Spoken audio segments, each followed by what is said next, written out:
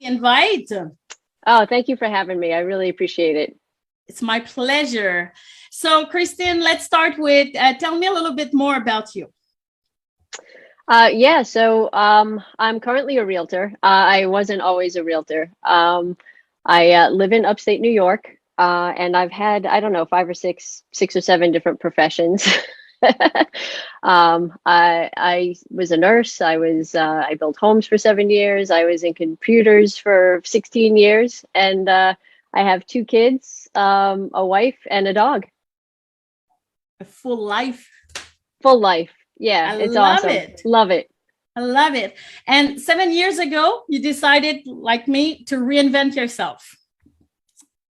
Yes. Yeah. I get bored, I think. I need a change. I need a challenge. Complacency is dangerous, right? And I had entered, I had been complacent for several years, and I was like, you know what? I'm not going anywhere. Like, what am I? I'm sitting here. I'm stagnant. I'm not growing, and I wanted a challenge. And so I got my real estate license and entered the real estate field. I love it.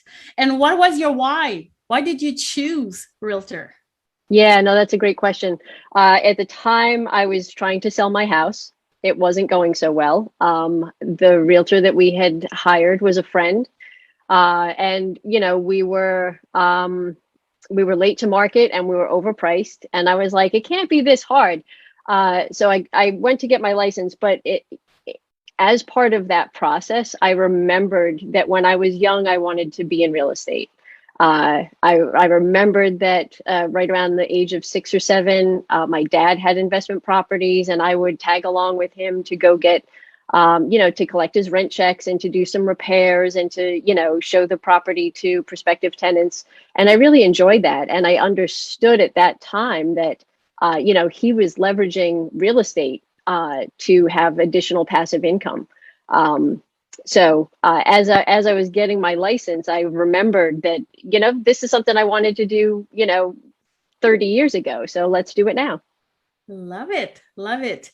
So you started 7 years ago, you found your why, but of course, how was the first 3 or 4 years in the business? It was good. I mean, all things considered, it was good. I was very lucky. I was successful early, but I struggled. I had a full-time job. I was still in the tech world of technology. So I still had an 8 to 4 job. I was raising two kids. I was coaching their soccer teams. So I was spread very thin, but I was driven. I didn't have time to attend trainings or to get a mentor or to get coaching my plate was very full. So I took the business that I had coming and, I made it work. But I spent a lot of money on all of the shiny objects that, as soon as I got my license, my phone started ringing. Zillow wanted to sell me leads, and AdWorks wanted to sell me digital advertising, and everybody wanted to sell me leads. And I didn't know that I shouldn't be buying that stuff, that I didn't need to buy those things.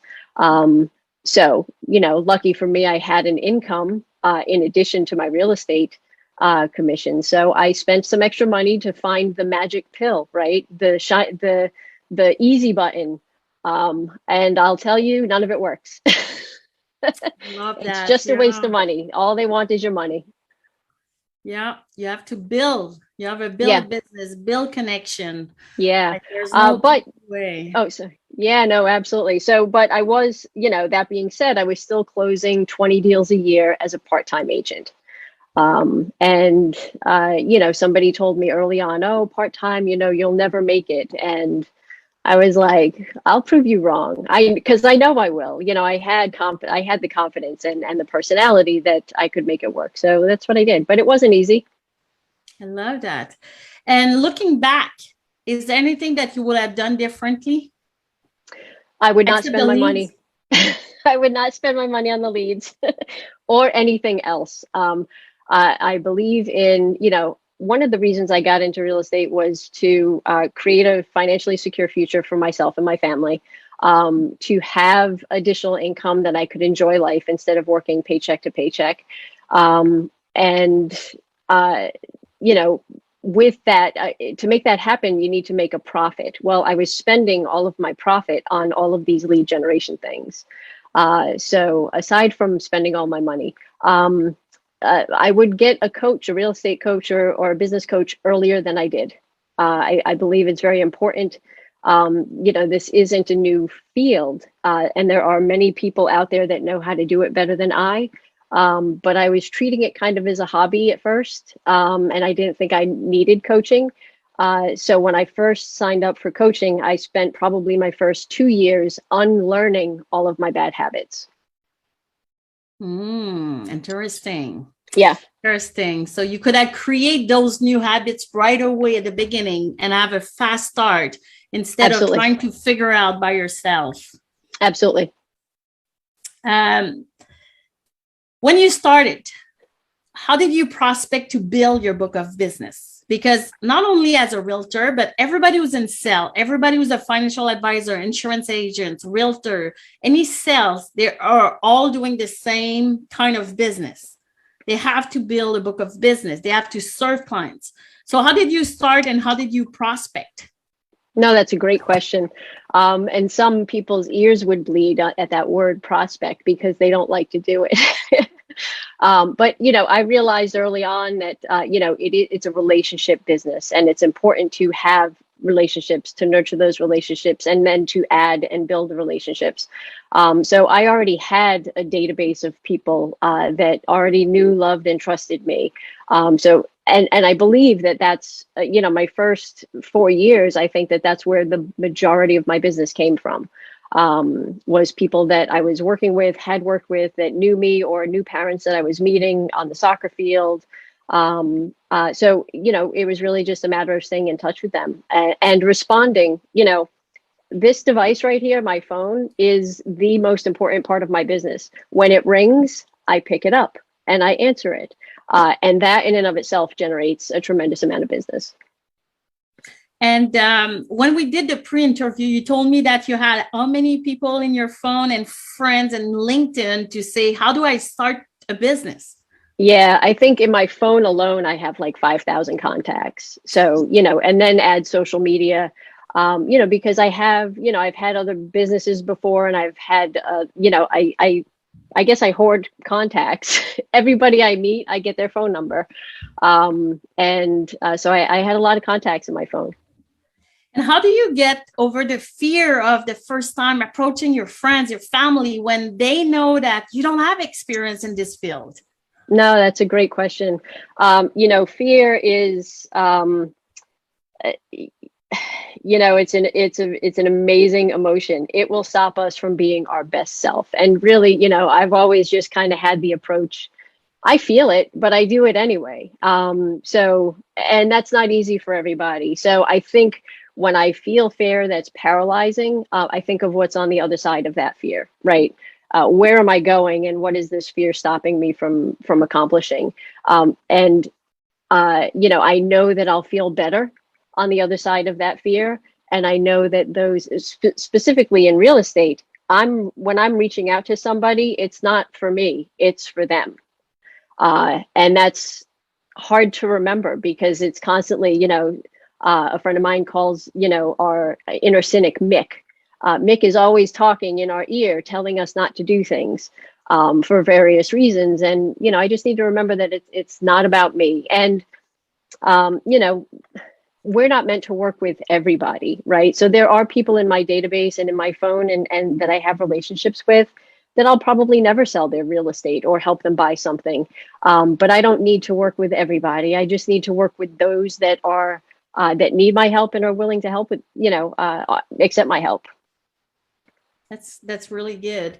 So if we do a fast forward 4 years later, so the first 3 or 4 years was a struggle. 4 years later, something changed. And we want to know 4 years, and especially this year, because something happened, the magic happened this year. But let's start with 4 years ago. So, well, wait, Caroline, that makes me in the business for 8 years, and I haven't been in it for that long. Sorry. No, that's okay. 2 years ago, I decided that it was time. Like I said, I had become complacent and bored in my job, and I wanted a better life. And I realized that I could accomplish that by getting into real estate. And I was scared. I had a full-time job. I was very well paid. I had fantastic health benefits, and, paid time off and sick days and vacation days. And I was looking to leave that, right? And people thought I was crazy. Like, why would you leave this? And, my answer was quite simple. I said, because it's limiting. It's limiting my potential. Like, it's keeping me in this box, right? And I just wanted to be so much more. So I decided that I was going to leave my job and do real estate full time. And, financially speaking, I realized, based on my previous production, that was quite possible, right? But I needed 8 more hours in my day. So I had to leave my job my job was hindering my growth in real estate. So I needed to get out of there. So I made sure, that we had enough in savings and that, we were going to go on my wife's healthcare.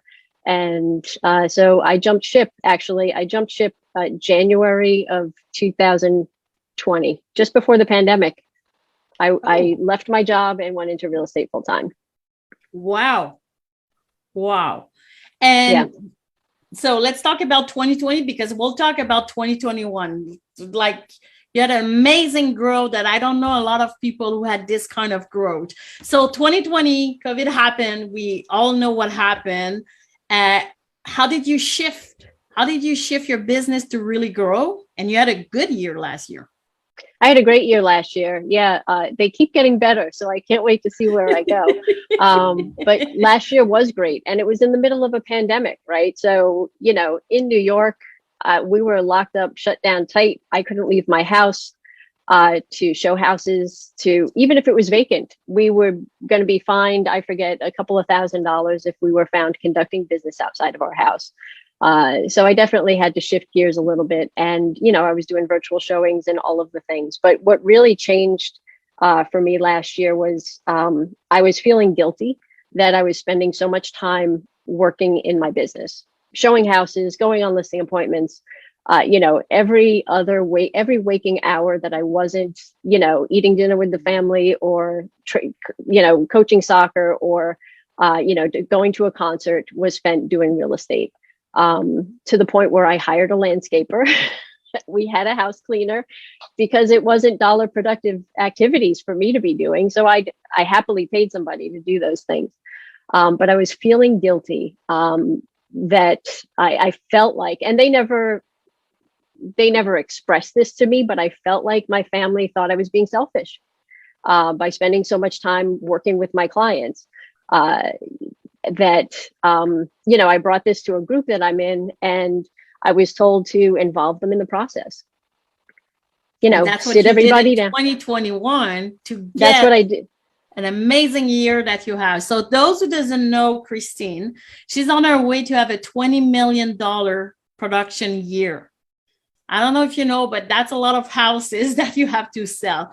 But that's more than this. You have to attach your processes. That's a lot. It's just not one thing that you have to do to be on 20 million production. So basically, you're doing probably 8 or 9 times more production than last year.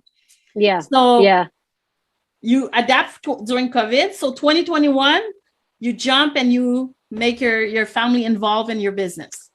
I did. Yeah. Last year, I started to get more listings. I focused more on listings. Because it's better use of my time, and I'm leveraging other people to sell the houses that I have listed. And this year, yes, I focused on building my business plan and our goals and vision boards with the family, and having them hold me accountable every day. My youngest, Stella, she'll say, "Mom, how many appointments did you set today? How many listing appointments did you go on? How many agents have you spoken with?" So she's holding me accountable. I had her make, one of those little thermometers, the little chart that you fill in, when you're fundraising. I had her make one of those, and we hang it on the refrigerator. It has our goals at the bottom. We want to buy a lake house and buy a beach house. And she fills it in every time. I'm like, oh, got another commission check, and she goes and she fills in the thermometer. So they're vested in my success, and they're a part of it. My oldest will check my stock Every day she'll say, "Mom, what's our stock at?" Right? Because at the company that I'm with, as part of our production, we're awarded company stock. So every morning she checks our company stock and sees, what it's at.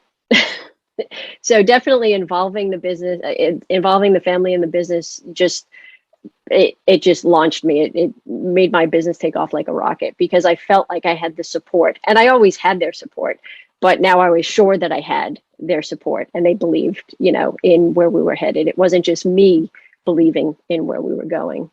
So important. And you brought clarity on your goal. You attach Absolutely. an emotion on this to say, you know what, let's make it happen. One thing that you told me the other day is you also simplify your business. I did. I did simplify my business, and I also I hired an assistant, so that helps too. I simplified my business. I streamlined my day. We can complicate anything, right? Overcomplicate things, and I think real estate, specifically, has been. We've been taught that this is a very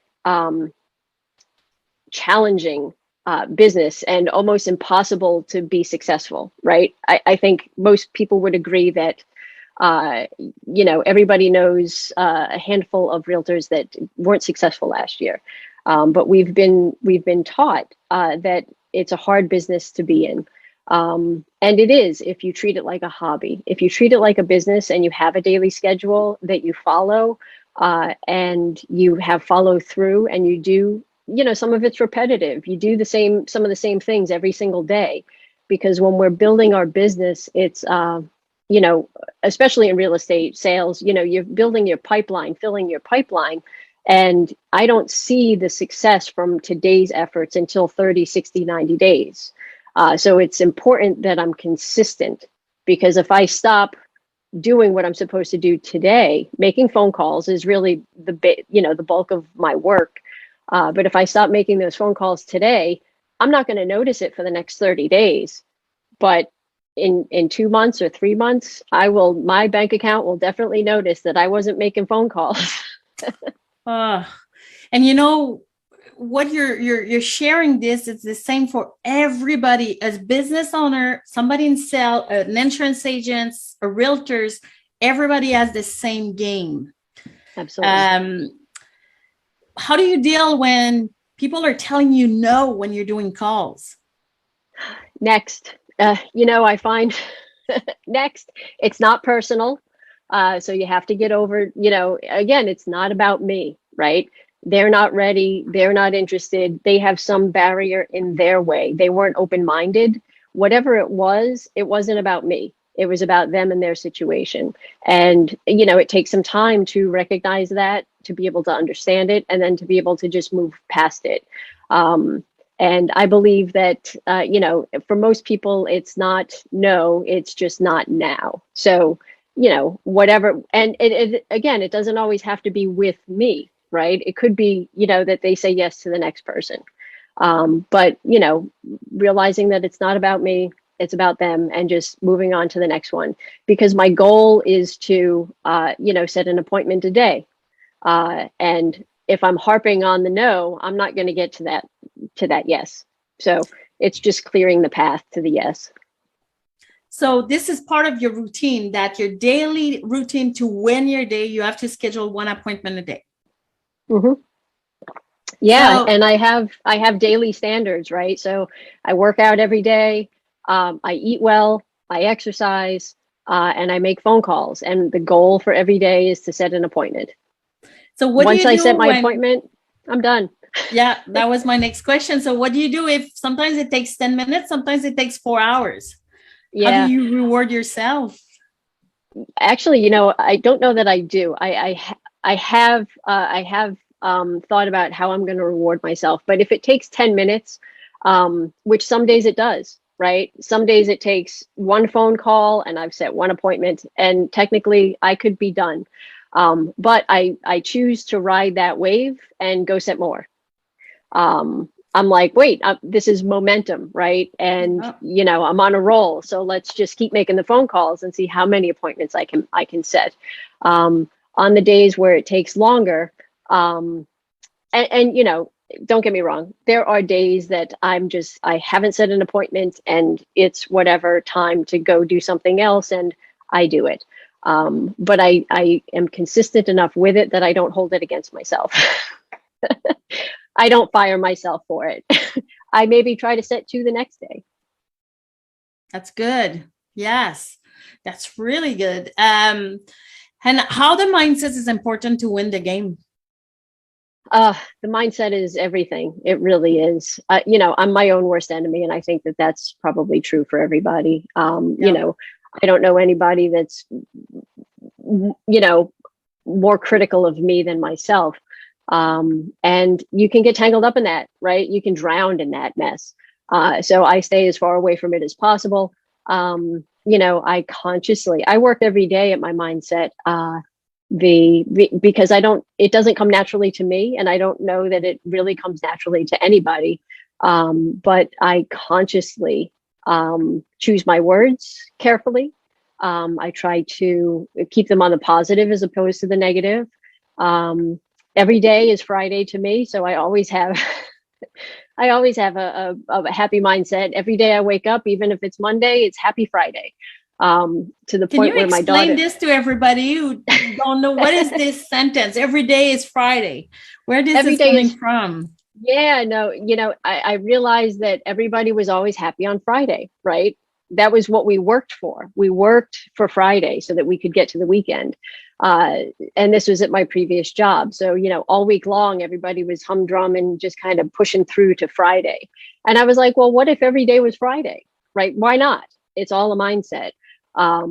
So I started to say every single day, happy Friday. And even on Monday, I walked in one Monday morning and everybody was like, oh, you know, oh, it's Monday. And I was like, no, it's not. It's Friday. And it's amazing, even for a split second, when somebody thinks that it's Friday, their whole persona changes, like their face lights up because they think it's Friday. And then they realize it's not. But just for that split second, there's hope in their eyes. And I was like, every day is Friday. But as a real estate agent, every day kind of really is Friday because, you know, it's a Saturday, it's a Sunday. I'm probably going on an appointment. I'm making phone calls, or I'm showing a house, or I'm going to a listing appointment. So it doesn't matter what day it is. So I chose to make every day Friday. That's good. Yeah. And now this year, you have an amazing year, like 20 million production. You're on your way to do this. You even found 10 million in 2 weeks. But I'm sure that as everybody who's in business, everybody who's in sales, some days you have some challenges, you have some frustration. How do you handle this for people that they're stuck or they don't know what to do? Yeah, I'll joke and I'll say, go get another listing. That's how I get through the challenge. Go get another. Be back in action instead of exactly. I love it. Be back in action. You know, some days I get down, some days I'm tired, some days especially now I'm just, tired a lot, exhausted. But it's good stuff. But, when I'm met with a challenge or I don't feel like doing the work, right, I remember that it's not about me. I'm here to serve my clients. I'm here to help people that need to buy and sell real estate. And it's not about me. So, how I get through that challenge is, I take care of whatever the challenge is, and then I go, see who else I can help. And I also come from a place of gratitude. Every day I write down a list of 10 things that I'm grateful for. And sometimes they're very basic, my cozy slippers. It was 30 something degrees last night here in New York. And I was like, where are my slippers? I need slippers. And they made all the difference. So, just keeping it simple, being grateful, and remembering that, I'm here. I come from a place of service and I'm here to help people. So, when the first time we meet or somebody will see you, say, Christine, I know why you're doing 20 million, because it's easy for you. You're born in the magic potion and, everything is positive. And so what you will tell to them? What I would say is, look, real estate is not for everybody. But that being said, there's so much potential. It you know, for about $1,000 you can get your license, right? And from there, the sky is the limit. So if you do the work, and again, you know, the work is not that hard. Sometimes the people are challenging, sometimes the attorneys, sometimes the houses are moldy, but like the work itself is not that hard. So, you know, find what works, right? You know, so prospecting isn't for everybody, right? Some people, I don't know anybody that wants to cold call somebody, but, you know, to look at the list of people that already know you, those aren't cold calls, those are warm calls. And you need to remember that you already know these people. So people are often scared out of the business because of having to cold call, right? And, you know, but I know lots of people that have built their business just on referrals, right? Just a referral business for between people, between friends, between associates, and every person knows, you know, 200 people. So it's really just a matter of continuously growing that pool of people and that database, and treating people with respect and dignity and kindness. And you know, I think that you know, if you do those things, also having a mindset of abundance as opposed to scarcity. You know, we can easily convince ourselves that there aren't enough buyers, that there aren't enough sellers, that there's not enough houses. And in some markets, there may not be enough houses. Like, you know, Montana, I hear that there's a lot of 1,000-acre ranges. But certainly here in New York, there's more than enough houses to sell. And I don't need to sell all of them, right? I just need to sell 40 or 50 of them. And so coming from a place of abundance where I believe that there's more than enough, as opposed to that there's, you know, that we're all vying for the same piece of pie. That's not the case. Interesting. So you talk a lot about mindset, because to take this quantum leap, you need to have a mindset. What else do you do to increase your mindset? You said you were doing some positive thinking, rephrasing your words, but what else do you do to make sure that your mindset is like on top of the game? No, that's a good question. I surround myself with people with a similar mindset. You know, it's so important. And, you know, like I said, I didn't always have a good perspective or a good outlook. And retrospectively, is that a word? You know, I realized that those around me didn't have a good perspective. So I had to separate myself from those people that didn't have a good positive outlook. And then I started to surround myself with people that have a good, healthy perspective, positive mindset, and, you know, surrounding ourselves with people where we want to be, that are where we want to go or know how to get there. That's a huge help as well. So, yeah. What about books? I was just going to say, read a lot. you know, I try to read. I set a goal last year to read 52 books a year. I didn't accomplish that goal, but I did read probably 26, which was more than I've ever read. I gave up reading when I graduated high school, although I didn't graduate high school. When I got my GED, I gave up reading. And I didn't read a book until I was probably 35 years old. I didn't enjoy reading. I had no interest in reading. But now it's important because it expands my knowledge. It teaches me things that I didn't know. And it puts me in touch with information that's important and relevant. I do stay away from the self-help books, though. I I find that those can impact, make us, you know, they can give us self-doubt. I don't think anybody needs to doubt themselves any more than they already do. I think that, you know, we need to build each other up more now than ever. So you pick who you surrounded, you pick your book, you pick everything is positive so you can drive to your goal. Absolutely. What kind of book did you read that you would like to recommend to people, say? So I have this one here, 101 Ways to Say Thank You is a good book by Kelly Brown. again, coming from a place of gratitude and being overtly appreciative is great for the mind. But I tend to read a lot of real estate related books, tax-free wealth,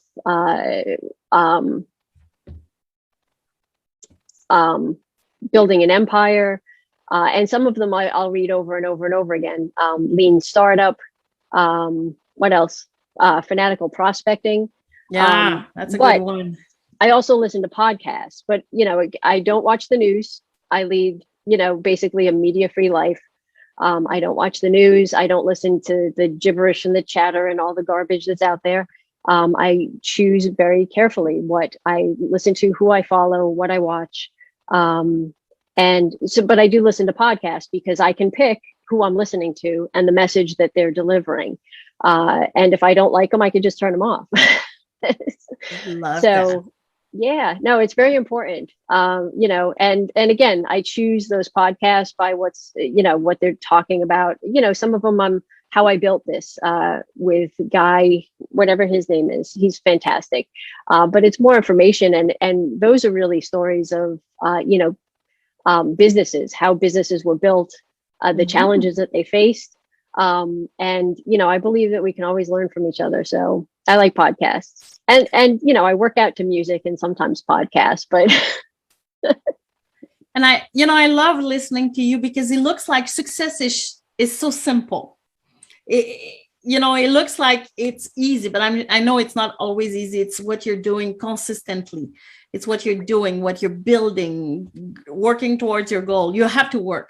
There's no magic pill. You have to work. There is no magic pill, and consistency is the key. Really, it is getting up and doing it anyway, being persistent and consistent, realizing what doesn't work and changing it.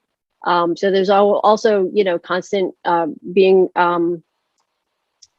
reflecting back on past deals or past conversations and learning. You have to be open to learning new things, recognizing where you made mistakes. There's no room for ego. It's got to take a hike. But yeah, it really comes down to the work, doing the work, being consistent, and staying positive. It's because it's not easy, right? But who was it that said, the harder you work, the luckier you get? It's kind of one of those things, right? If you're just continuously putting yourself out there, you're bound to, find a lead, have a conversation, you create your own luck. You attract who you are also. You attract what you want, and those people wants to follow you. Absolutely. Actually, to that point, for a long time, I acted as if, and I think to some degree, right, I still do, because like I said, to see me, like, everybody thinks I'm positive and always happy. And it's not an act, it's a goal, right? So I believe that if I portray that and act as if, right, that it will become, and if it doesn't become true, I'll just keep doing it because it feels good. Yep. It feels good to be positive. It feels good to be happy, and it feels good to be successful. So, and I've been both, right? And I don't ever care to go back to the unhappy, depressed version of myself. Interesting. So you're 20 million this year of production. You did this by yourself, but you also now you have a team. You're recruiting, you're building a team. How many agents do you have right now, realtors? Yeah, great question. So I have, and it's not your standard typical team that you would think of. So I have 30 agents in my group, but they're scattered all over the country because the company that I'm with, we're a national brokerage. We're open in all 50 states and I think 18 countries. But I have 30 agents in my group right now, and I've actively worked and had conversations with agents that I've done business with or spoken with past clients or friends in other states and asked who their favorite realtor is, so that I can bring these people into the company. And again, it's not coming from, it's not about me. This company that I'm with is changing the lives of agents.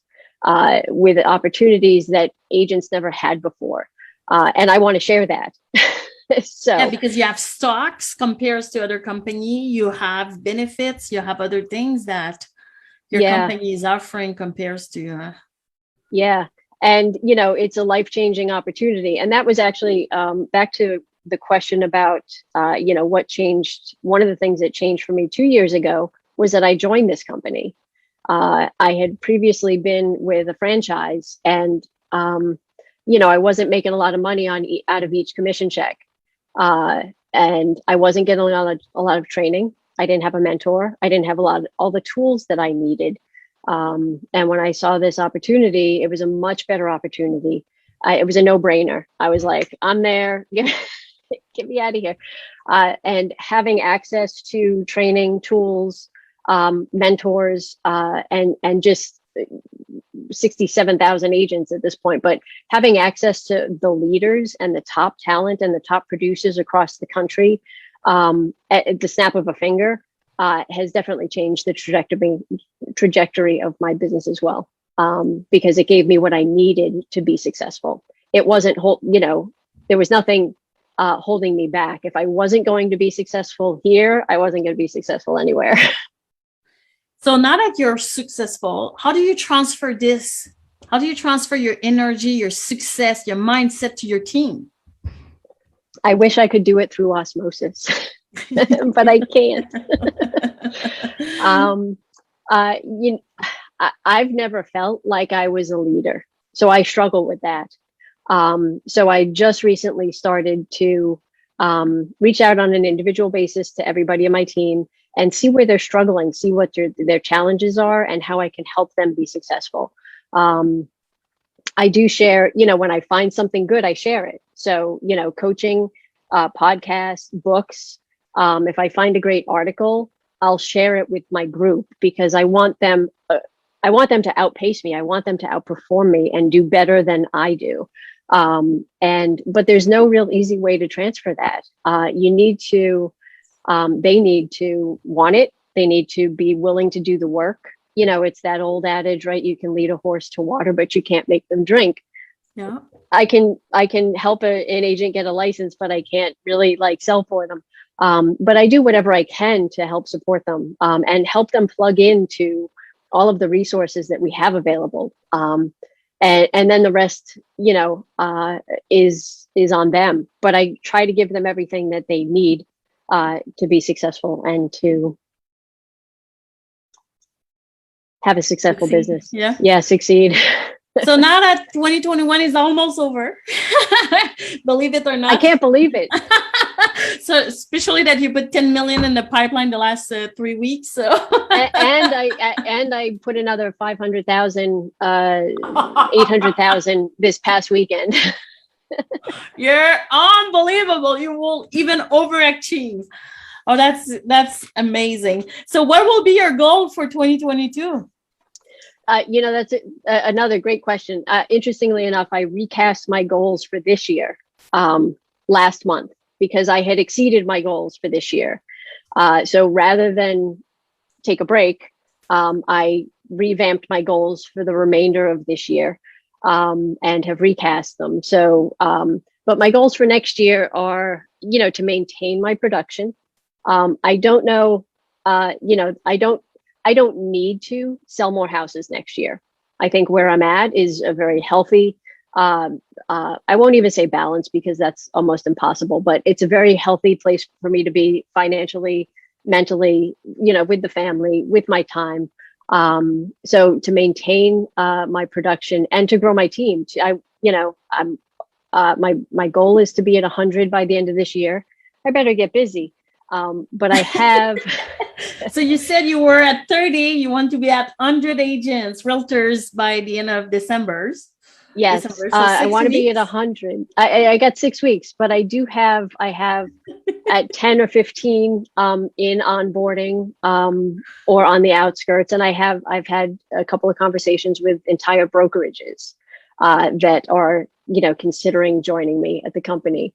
So that it's doable. And then my goal for next year with you, everything is feasible. When we look your number, everything is possible. And I think that's the message you're sharing. So 100 agents, I know you will reach that. And what about 2022? You told me, and I was like, oh, yeah, I'd like to have 200 agents by 2022. By the end of 2022. Yeah. Oh, and I know you will reach your goal. This is crazy. But I love crazy goal in a good way. You know what? Our goals, when we set goals, they're often too small, right? So one of the things I learned this year was to set my goal and then like 10x it, 100x it, like make it just audacious, right? Make it impossible. Because we set, the goals that we set are too small for ourselves. They don't challenge us. They don't make us think big. And I never thought big. When 2 years ago, when I was feeling guilty, somebody asked me like, what are your dreams? I was like, I don't have any dreams. Like I had been just working for my paycheck for so long that I forgot what my dreams were. And that was very sad. Yeah. I didn't have dreams. I had gotten caught in this hamster wheel of a salaried job, and I lost sight of my dreams. And so I had to stop and think about what my dreams, and they're still very small. A lake house and a beach house. That's about the extent of my dreams right now. But I think, we've been squashed, right? We've been squished, and we've been put into these little boxes of what I'll call like a monotonous life, that we've forgotten who we are, where we're headed. And that was one of the things, right. So all of these boards here, having visual accountability for myself. When I walk down here in the morning and I have an empty spot right there, there's 2 empty spots at number 13 and 14. That means I have to go get 2 more listings. So I have this visible accountability. And I know my numbers. Like at any given point, you can ask me, hey, Kristen, how many pendings, how many listings, how many buyers you're working with? I can tell you, how many closed, right? Did you have for the year? It's important because, that is, I know where I'm going. So I know how to get there. And for those who doesn't know me, what Kristen said, it's what I'm repeating over and over again with my clients. You have to know your number. You have to know where you're going, because if not, it's like you're blind. It's like you're blind. Track your numbers. And unfortunately, only 5% of people are tracking their numbers.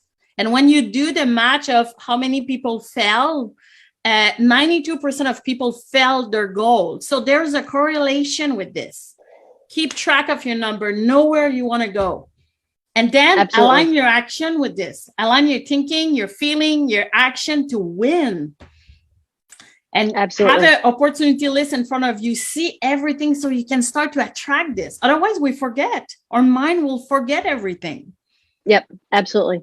I forget what I did yesterday, which conversation I had yesterday. So if I don't have note, it's like, how can I remember in a month? So having system processes, it's like the basic of foundation to be successful, to grow. Yeah, absolutely. So let's open for a couple questions, and then we'll just wrap up with you. So stay with us. I don't know if people on Zoom or on Facebook has question. If you want to unmute yourself if you have a question.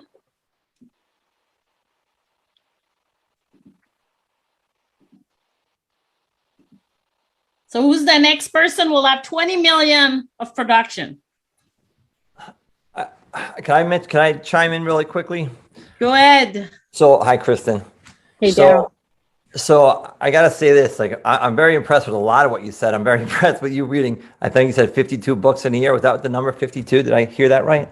Yeah. Very impressive. I'm too embarrassed to tell you what my goal was for the book reading then for the year.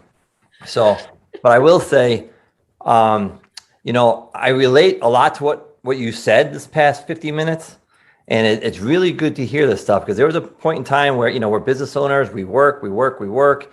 And I was and I'm still in my study group, and I was sacrificing some time with my daughter and trying to figure out how am I going to get her to her dance classes here and there. And then I started feeling bad, and it became like not really knowing aware, just kind of subconsciously happened. I was taking more and more time away from her that, I didn't really realize. And it came up in a study group that I'm in. And I said, well, I'm not getting this done either. Should I sacrifice working out in the morning and just start working? So I could really relate to what you said. And I made those changes. So now that time is with my daughter, and I'm grateful for you for bringing us to the plate today and my study group, because they all said, do not stop working out in the morning, right? It's really important to keep, it's physically healthy, it's mentally healthy, and it's just better for you, makes you happier, makes me happier. So I'm very structured in the morning and throughout my day. But I just wanted to, when you said that, it really hit me here, because I relate to it quite a bit. And I just wanted to thank you for bringing that up and sharing thank you for sharing your wisdom, your experience, and congratulations on all your success. Thank you so much. And yeah, no, thank you. I'm happy to be here. And, it's so important, like you said, it creates consistency for us. It gets our endorphins running first thing. And it's also, when we have kids, it's important for them to see us taking care of ourselves. And if we make that a priority, so will they. Yeah, absolutely. Yeah. Thank you. Yeah. Yeah, no, thank you. And success is a habit. Whatever you're doing, it's a discipline that you can transfer in different areas of your life. You cannot be successful in only one area. You need to rebalance. It's not easy to do. It's not, but it's also important for us to fill our own cup. So like I don't take many breaks, but I enjoy raking leaves. I enjoy manual labor, digging ditches and getting dirty and all of those things. So we have a half an acre and a lot of trees. So I enjoy raking the leaves. Could I hire somebody to do it? Absolutely. But I enjoy that time of being out there by myself, just, listening to the crinkling of the leaves and everything that's happening around, and doing the work and feeling the accomplishment, the result. And it gives me that time to unplug and, to fill my cup back up so that I have the energy to do the rest of my day sometimes. Interesting. Yeah, same thing here. We did this for the last 4 weekends, rattling and a lot of leaves, but yes, it's interesting. Any other question for Christine? Take your chance. Have a person amazing like Christine. Nobody else has a question? No. How do you think your past experiences have related to your experience now, or how do you think what you've done before, how has that led to your success today? Yeah. Hey, Alexa, that's a great question. My past experience, specifically to the jobs that I've done, have always been kind of customer focused. I was a nurse, bedside. I mean, you want to talk about, yeah. I was in computers, desk side support. I built homes. I was dealing with people and their houses and, their expectations when it came to doing renovations. So definitely having, customer facing positions and compassion and empathy are really, two big important characteristics. The having good listening skills. And, I hear it all the time, like, oh, I'm just a mom. And I'm like, what do you mean you're just a mom? That is the best, most transferable set of skills that you can have to do any business, because we're multitasking, we're organizing, we're coordinating, we're listening to 2 kids with one with each ear. And it's like, that just the mom really gets me. But, taking a look sometimes at what our past experience was and how it relates, there's always a lot of, not everybody is outgoing, but you don't have to be outgoing. I know that there's those DISC personality tests, and they'll tell you have to be a driver to be successful in real estate. And that's not true. You need to be adaptable. You need to be able to learn what your weaknesses are and turn them into a strength, and learn how to deal with different people. If you can do that, you'll be successful. So yeah, find out what your strengths are, find out what your weaknesses are, and then, build them up. And connect with people. Appreciate it. Yeah. That's Very cool. good. Good stuff here. Anybody else has question? It's your time. So if nobody else has question, so if we summarize, I don't know how to summarize you because it's just so amazing, everything you said. But I think my takeaway from you is when I listen to you, Kristen, is everything is possible.